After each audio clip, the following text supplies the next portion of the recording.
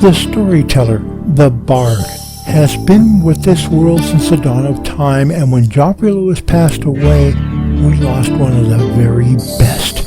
Here then is Geoffrey Lewis, the Ice Princess. I was sitting in a bar on a South Sea island somewhere down near the equator. You know the kind. One of those cheap gin mills with a fan in the ceiling and beads for a door and some clown sitting over in the corner staring at the tabletop. It was a sultry morning in the tropics, and it was already hot. Suddenly the beads parted and a broad walked in. A broad. She was the most classically beautiful woman I'd ever seen in my life. She was carrying a cello. I thought for a minute there I'd been drinking too much gin because there was a bright light between her legs. But when she moved, I saw it was just the sun shining through, hitting me right in the eyes. When she walked across the floor, my mind split in two. I couldn't decide if I was looking at a Grecian goddess come to life or one of those sultry Madonnas you see leaning against a lamppost in Paris. When she got to the other side of the room, she pulled out a chair and sat down and started playing her cello.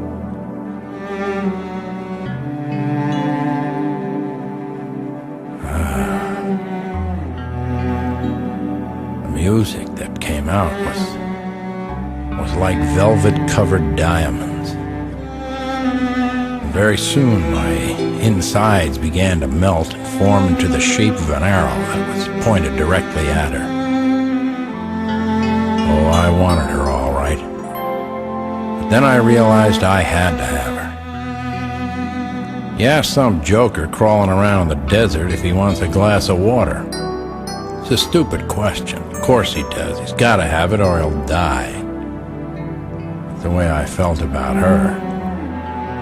I didn't know how I'd go about it, though, because she seemed so cool and pristine like an ice princess. She stopped playing that beautiful music after a while and picked up her cello and headed for the beads. Just before she went to step out, she turned and threw me a glance I had to squint from because my eyebrows went up in smoke. Needless to say, it was a hot look. She was the kind of woman who could keep her head in the clouds because she had a furnace burning down below. She could go from heaven to hell and back again in a second, and I wondered if I could handle that. I'd either fry or freeze, but I had to try.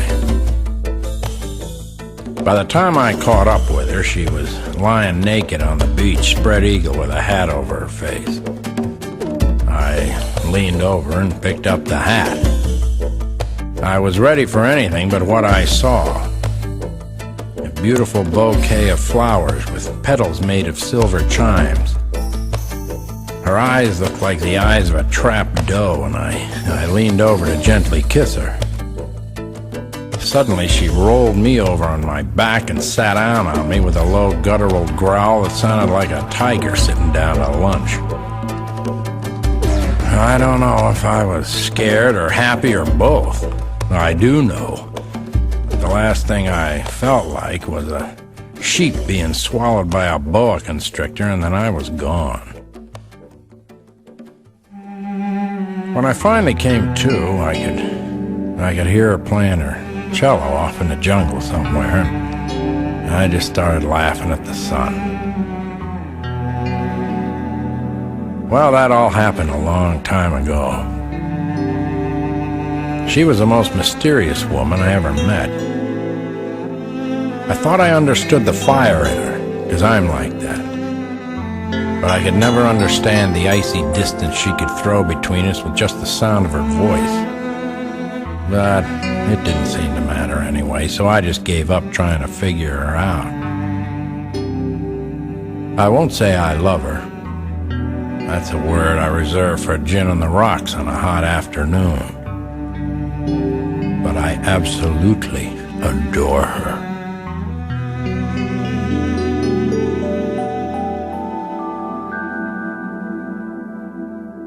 Thanks for watching.